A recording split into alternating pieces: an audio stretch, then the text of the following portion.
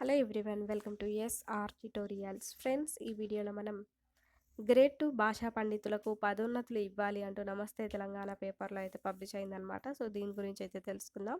High court division bench తీర్పుకు లోబడి grade 2 భాషా పండితులకు స్కూల్ అసిస్టెంట్ పదోన్నతులు కల్పించాలని రాష్ట్ర భాషోపాధ్యాయ సంఘం తెలంగాణ రాష్ట్రం ప్రభుత్వాన్ని కోరింది. ఈ మేరకు మంగళవారం రాష్ట్ర ప్రభుత్వం నియమించిన త్రిసభ్య కమిటీ సభ్యుడు ప్రొఫెసర్ కోదండరాంను కలిసి సంఘం ప్రతినిధి బృందం వినతి పత్రం అందజేసింది. హైకోర్టు తీర్పును అమలు చేసి పదోన్నతులు కల్పించాలని సంఘం రాష్ట్ర అధ్యక్షుడు చక్రవర్తుల శ్రీనివాస్, ఇంకా ప్రధాన కార్యదర్శి కర్రెం గౌరీశంకర్ రావు కోరారు.